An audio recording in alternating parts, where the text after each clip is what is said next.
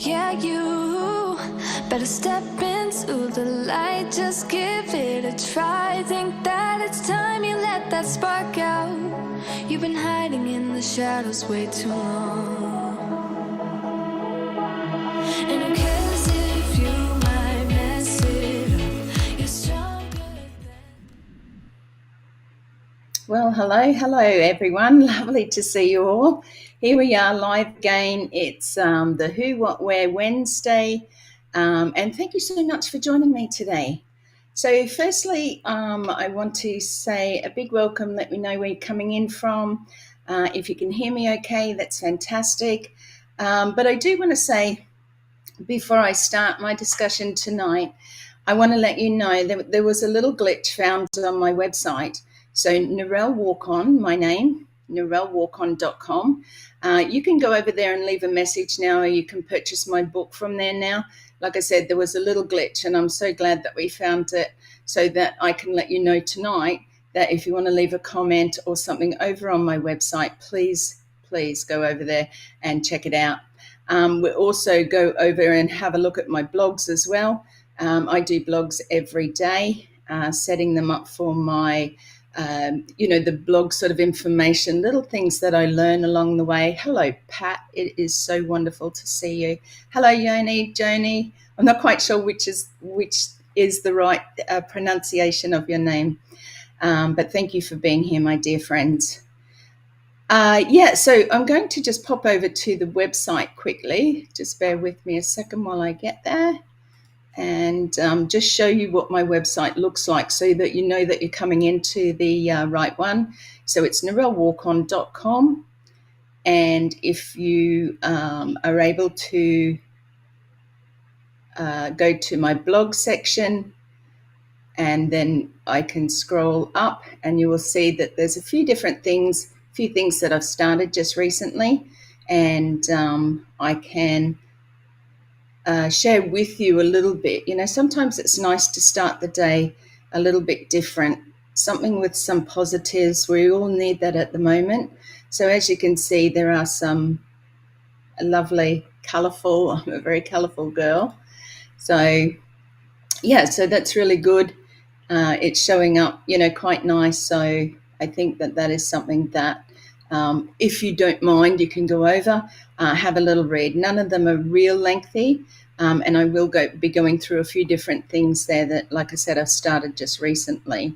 So I'm going to pop out of that now, and I will come back to me, I think. There we go. Okay, so let's get started. So my discussion tonight on Who, What, Where Wednesday, we're going to be sort of changing it around a little bit. We've got a guest speaker coming on next week, so that's the start of our voice choice power, the diamond within. So I'm creating a platform there. Sorry, talking too much, too quick. I'm going to be creating that platform to bring on women and men, and to share who they are, where they're from. Aussies and New Zealanders I would like to start with first, and of course some of our beautiful islander people from Samoa, Papua New Guinea, and any of the close islands, but Australian and New Zealand. Hey Paul, lovely to see you, and welcome. So we're going to be sharing some stories, we're going to be bringing people on, and we'll take it from there. So that will be the voice choice power, the diamond within, and I think I have a little poster for that one. But anyway, we'll start to begin. So this week I'm talking a little bit about my journey in business. Where did I sort of come from? What happened as a child? How I went into what sort of businesses I've been in and that sort of thing. So one of the things I want to start with is, back when I was born in a smallish country town, I suppose, near the ocean. So our big job of the day was our 5-mile walk. And afterwards we would be going down to the ocean and catching the crabs after the tides had come in. So that was, something that was sort of exciting, and I suppose we were excited because Mum and Dad were excited that we were bringing home a feed of crab, which is very expensive these days, but so fresh. Oh my gosh, you never tasted anything like it. So, so growing up, where I was born near the ocean. However, Mum and Dad went back to dairy farming when I was about 7 years old. And I can tell you that that was the biggest shock of my life. We hadn't been, in the country. They say that country folks are really quite friendly. Well, the children at this school that we went to were not friendly. However, our jobs, because I want to keep this about, what or how you sort of are brought up in a way of being able to, your work ethic, let's call it that. So Mum and Dad went back to dairying, and our jobs as children was to shovel the cow poop out of the yard.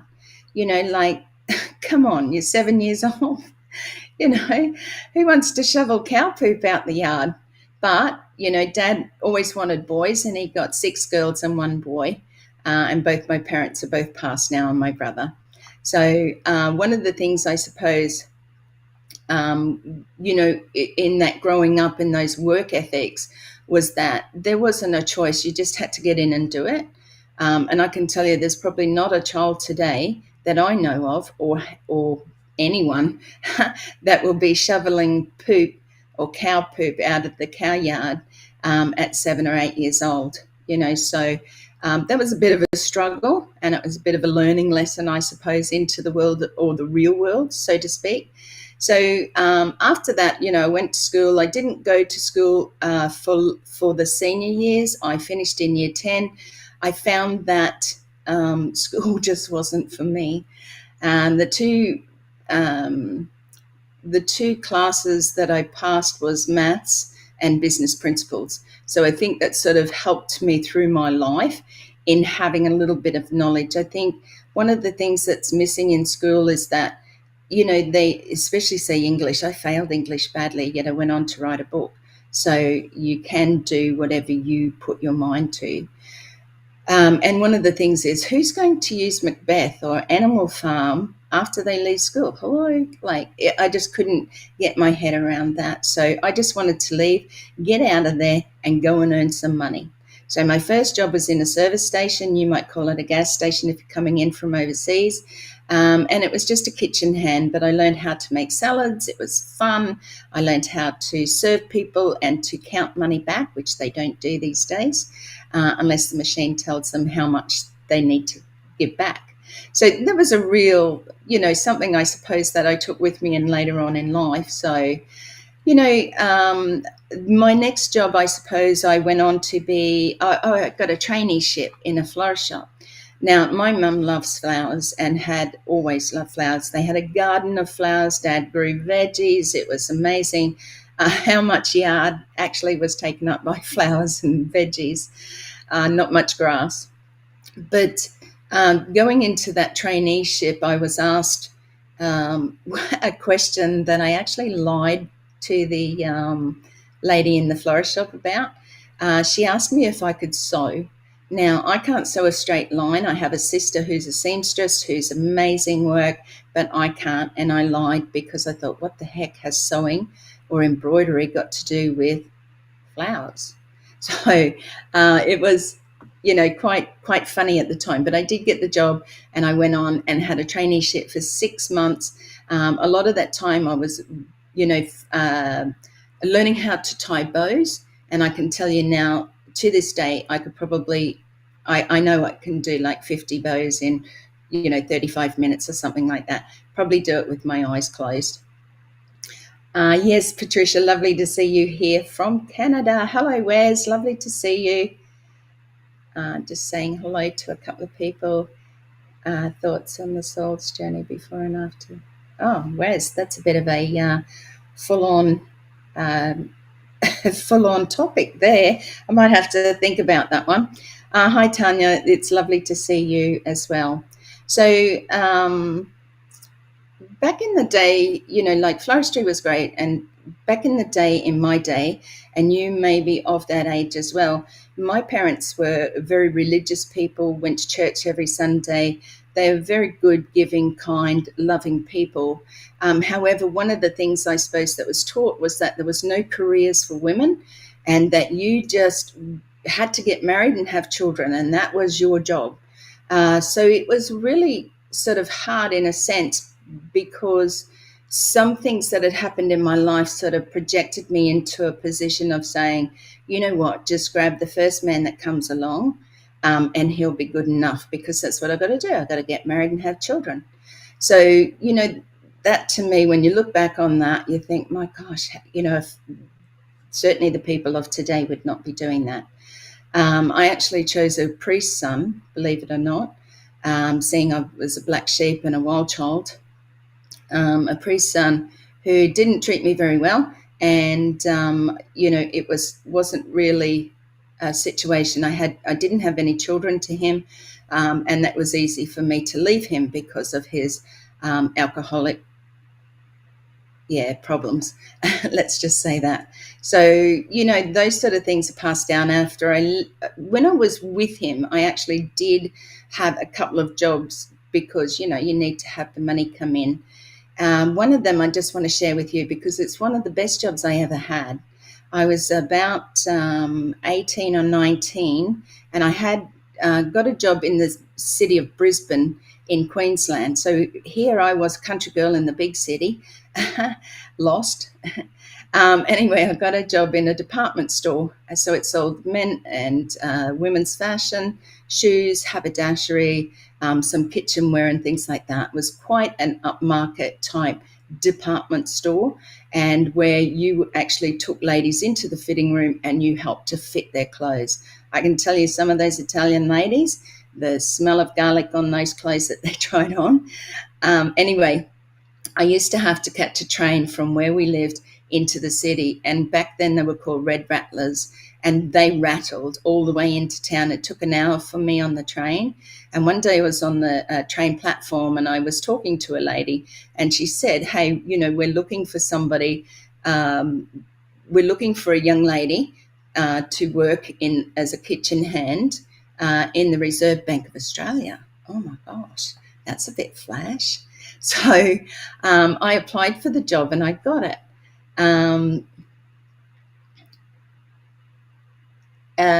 Sorry, Wes. I'll come back to you. So I got the job. So here I was. I travelled in with this lady every morning and home every afternoon. She was so fun. She was quite a bit older than me. And the lady who had employed me was an older lady, and I didn't know at the time was getting ready to retire. So I took this job. It was amazing. You think just a kitchen hand, but no.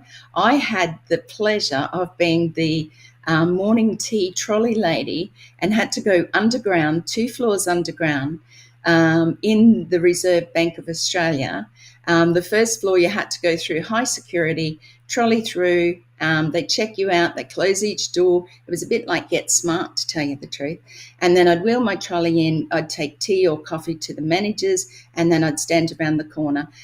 This was a floor when they used to punch holes in the money, the paper money, because it had gotten old, ripped, or whatever. So it was funny walking in there and seeing all these little discs of money that had come out of the where they punched it out. So that was really quite funny. And then I'd go down to the second floor, and this is where the armoured guards would come in with their armoured guard trucks to collect the money. These guys were so sweet. They always told me I smelt nice. But it was just one of those jobs, that you look back on your life and you think, you know what, that was probably the best job I ever had. The worst thing about it is I did love it. And the lady who had employed me from the beginning left. She retired. And in comes this younger 40-something-year-old. I'm remembering I'm only 18, 19 years old. And she didn't like me at all. She was very jealous, and she actually fired me. And the reason she actually told me to my face was because I was too pretty. Me, like, who gets fired because they're too pretty? Anyway, her problem, not mine. So, my marriage broke down because of him drinking so much and the abuse and things like that. And we're not going into that today. So I left him, no children, but I had to sort of find a way. I did what I could. Excuse me. I did what I could, and I packed shelves in supermarkets and things like that at night. I was okay, and in a way, it was the best thing I ever did. I think we can look back on our lives and go, you know what? Hi, Gurnham. Lovely to see you. And Tutu, thank you. I think as we look back in our lives, we sort of think about those things that go, you know what?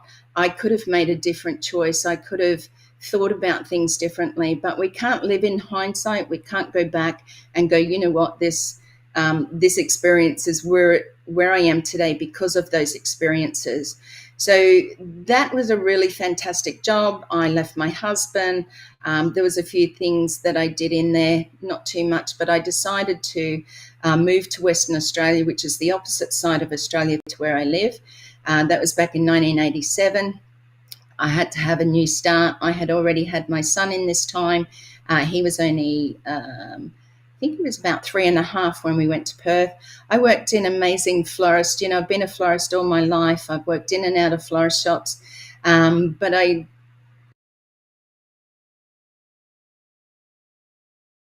Burswood Casino in Western Australia, and I absolutely love flowers. But I tell you what, the best part about that job was it was in a casino. So when I parked my car and came to work, I was greeted by the concierge every day.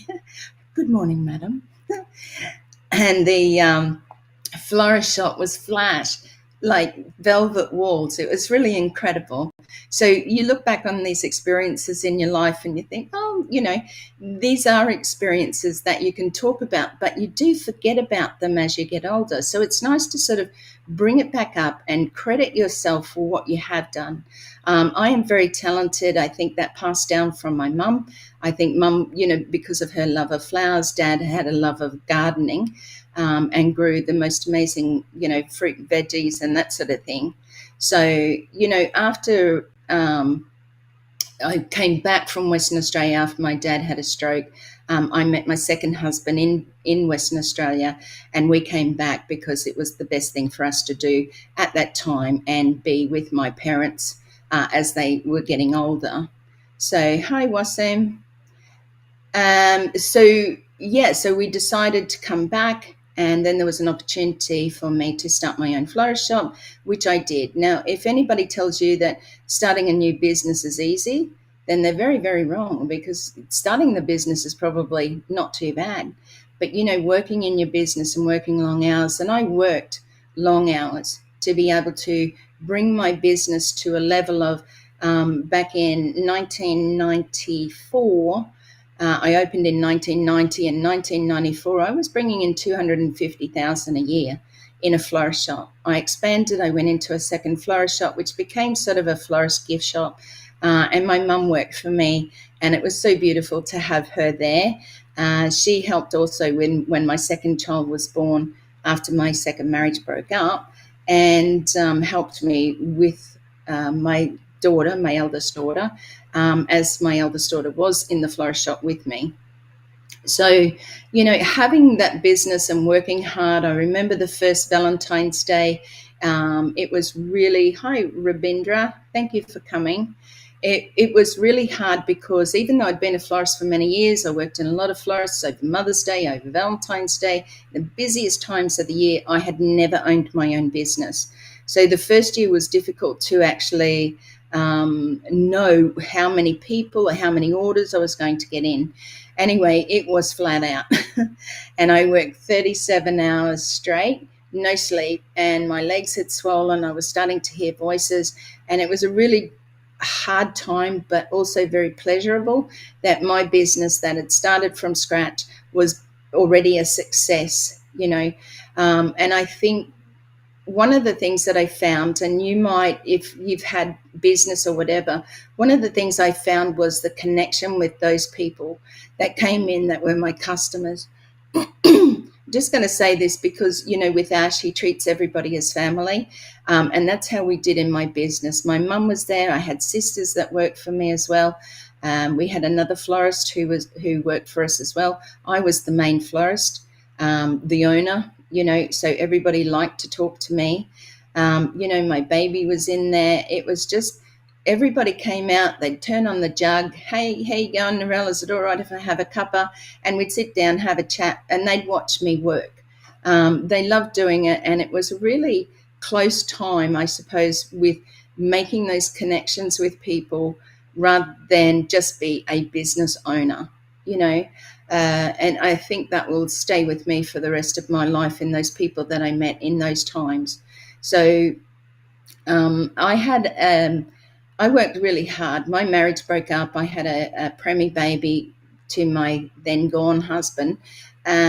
And it was really difficult in sometimes to be able to run the shop. So I ended up having a nervous breakdown and I had to step away from everything. And then, my dad died 2 weeks after that. So it was a really, really difficult time. But I had to step away, I think, because it was just so overwhelming. And when you're one woman trying to do this by yourself, it can be really hard, and be a single mum, business owner, have a marriage breakup, that sort of thing. So not always easy to be, doing everything yourself. So I left and I stayed away from work for a little while. Excuse me, sorry. I had part-time florist jobs. I just went back to being a florist, working for somebody else.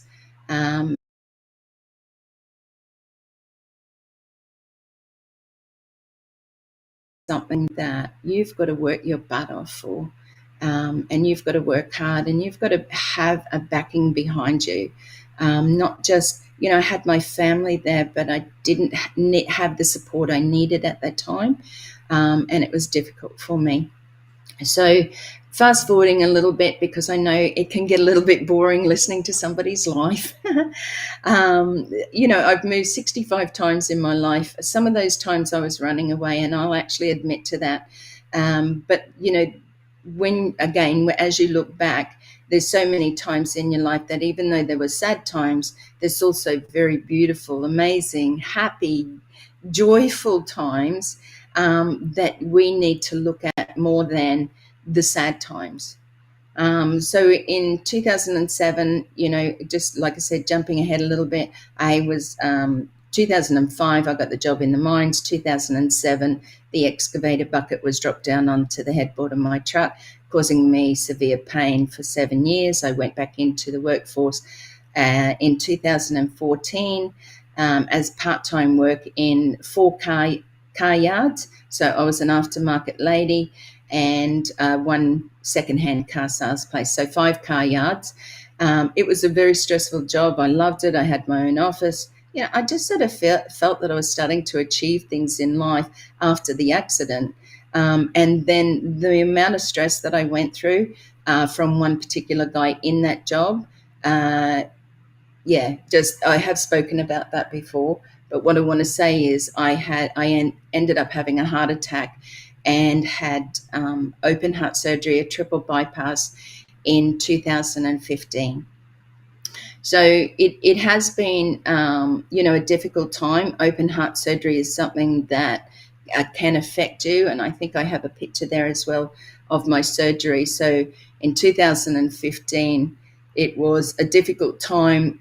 I show my scars. I had a professional photo shoot done in 2019. And yes, I know I need more done as I grow older.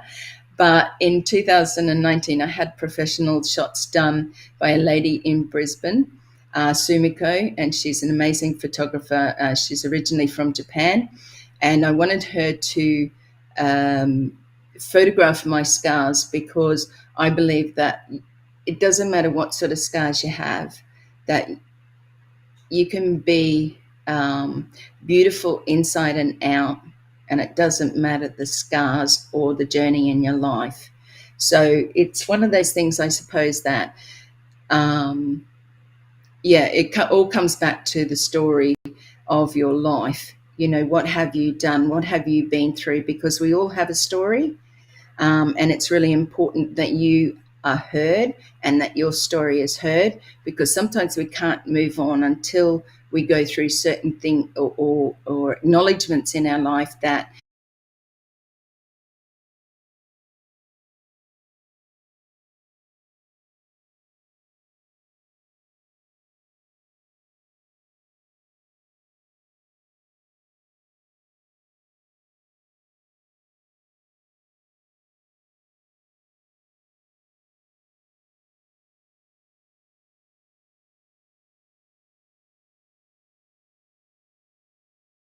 right now is a couple of things. The first thing I want to share with you is something because it's exciting to me, and that is I started carnivore. And thank you, Pat.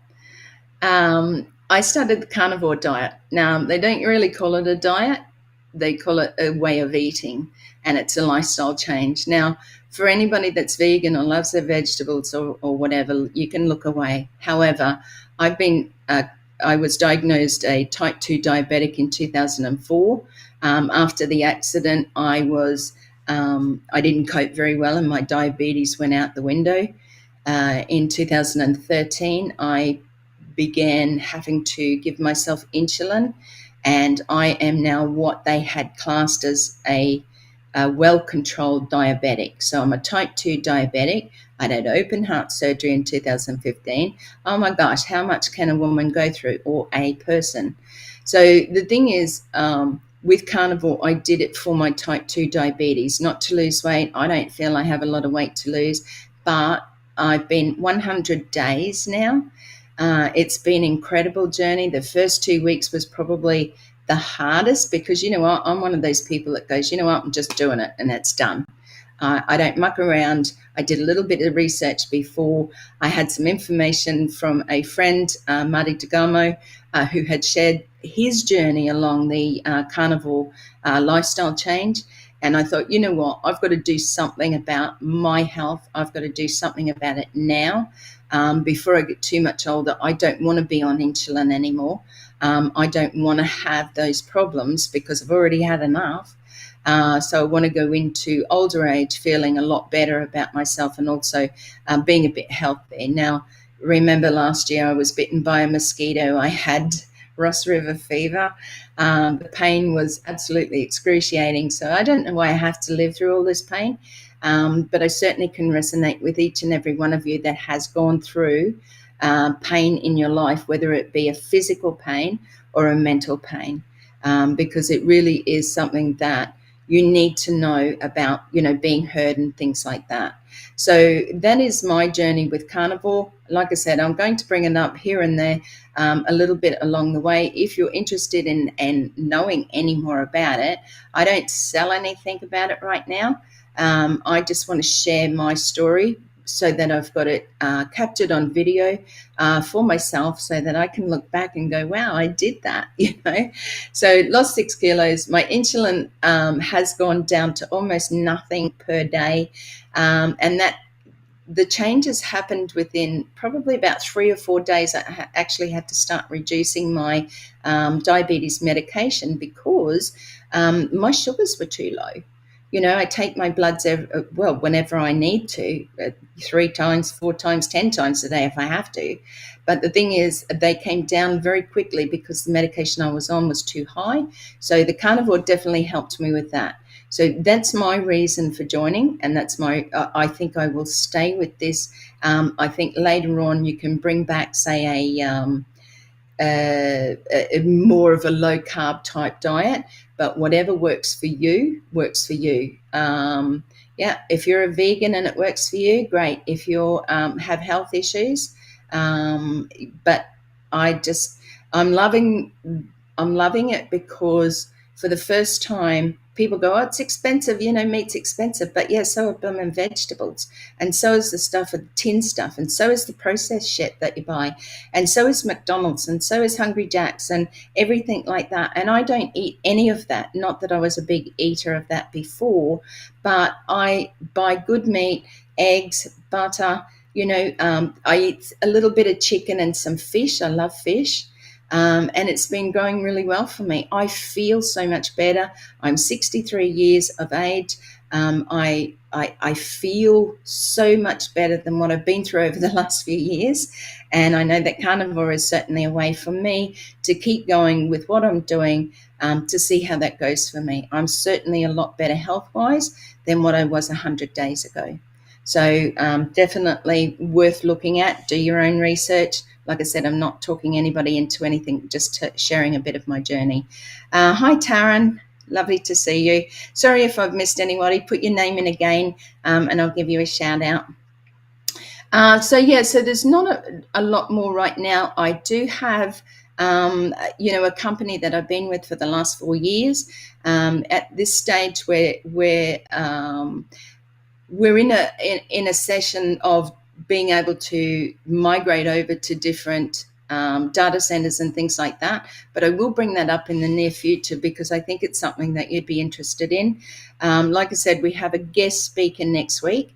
I'm not going to share her name just yet, but she's a lovely dear friend of mine here in Australia, and I really want to start, finding that diamond within. So my I will always be Who, What, Where Wednesday, but next week we'll be starting with Voice Choice Power, the Diamond Within.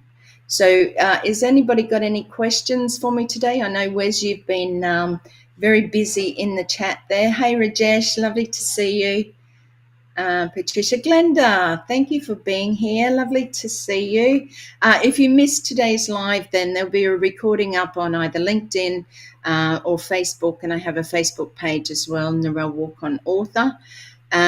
Also, if you are new to my YouTube channel, please pop over, click on the subscribe, and you will get and the bell, and you will get a notification when I do go live.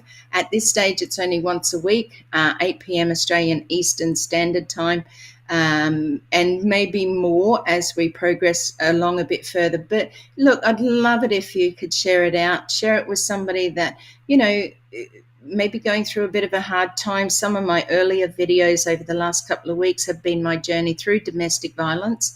And, it's about survival. Like I said, it's about having a voice. It's about listening. It's about knowing that this is happening. Let's stop shoving it under the carpet.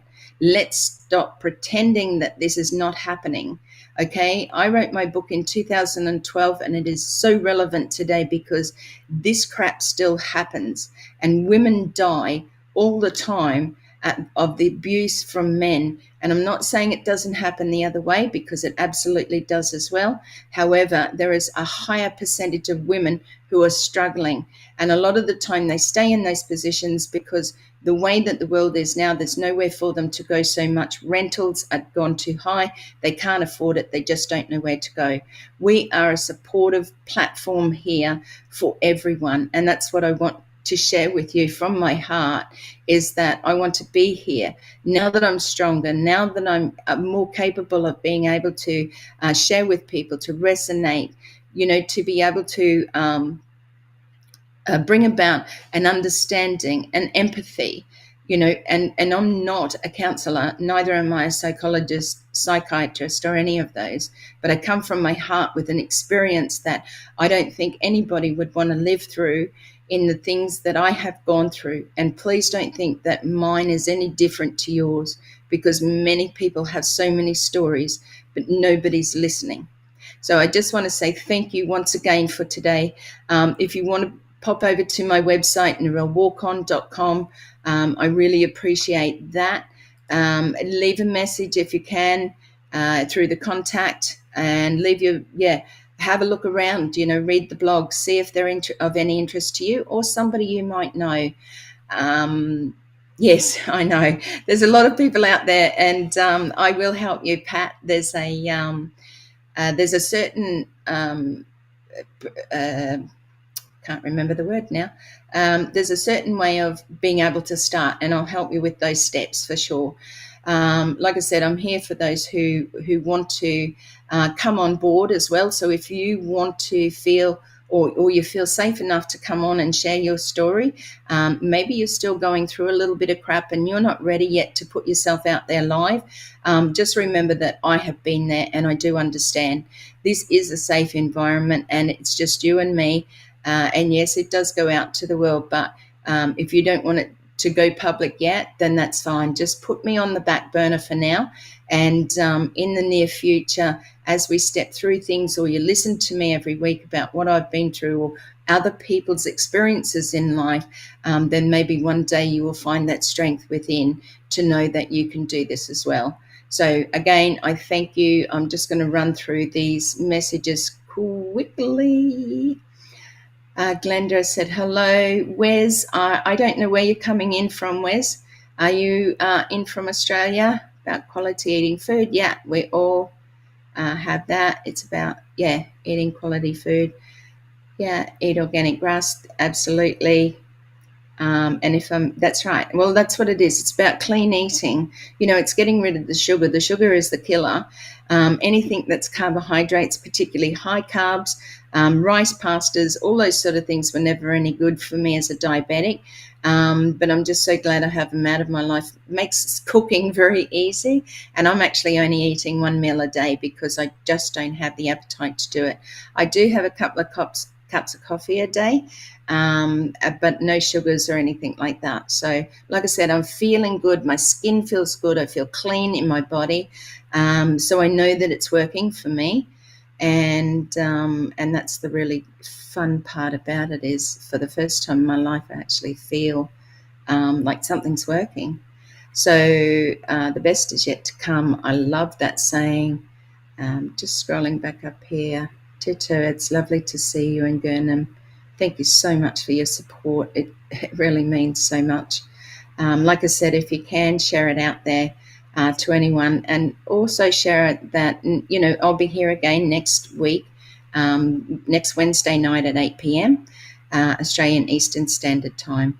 If you click on the narellewarcon.live, it will take you to my recording today, and also in future, it will be attached to the next one that's upcoming.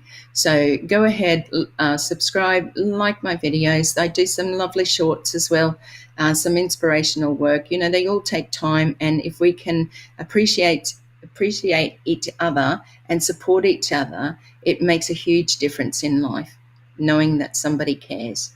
So thank you once again. I do appreciate it. Love to you all. Thank you, Paul, for coming in from New Zealand. Appreciate you. We'll just finish up and leave it at that today. So thanks again, guys. I'll see you next week. Bye for now.